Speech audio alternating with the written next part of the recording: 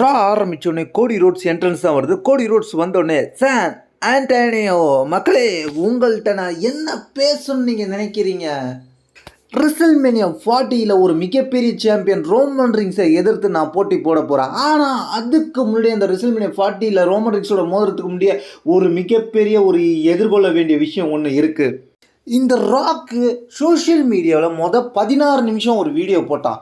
அதை டெலிட் பண்ணிட்டு இப்போ 21 நிமிஷம் வீடியோ போட்டிருக்கான். இந்த ராக் சோஷியல் மீடியாவில் மக்களை தி மெத் ஹெட்ஸ் அப்படின்ற மாதிரி சொல்லி அழைக்கிறான். அது மட்டும் இல்லாமல் என்னோட டாகை பற்றி பேசிக்கிட்டு இருக்கிறான். இதெல்லாம் முதல்ல ராக் நிப்பாட்ட வேண்டும்.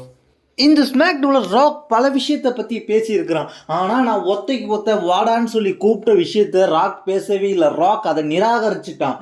ஆனால் ராக் இந்த மேட்ச் என்கிட்ட என்ன மேட்ச்லேருந்து விலகிறப்ப என்ன என் காதில் சொன்னானா, கோடி ரோட்ஸ் வர்சஸ் ரோமன் ரிங்ஸ் யாரும் பார்க்க விரும்பலை, ராக் வர்சஸ் ரோமன் ரிங்ஸ் தான் பார்க்க விரும்புகிறாங்கன்னு என் காதில் சொன்னான்.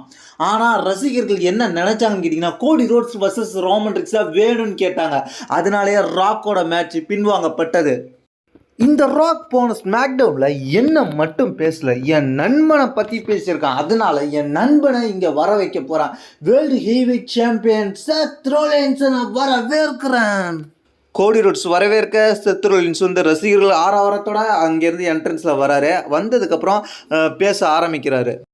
ஹே செத் ரோலின்ஸ், நீ ட்ரீம் மெக்கென்ட்ரையும் ஒரு கை பார்க்கணும், அதையும் நீ மனசில் வச்சுக்கோ.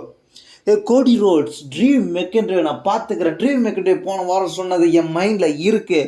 ட்ரீம் மெக்கென்ட்ரை மட்டும் இல்லாமல் ரெசல்மேனியாவில் உன் ஸ்டோரியை நீ முடிக்க போகிற, அதே போல் என் ஸ்டோரியை நான் ரெசல்மேனியாவில் முடிப்பேன். அதுதான் இந்த ரெசல்மேனியாவில் நடக்க போகுது.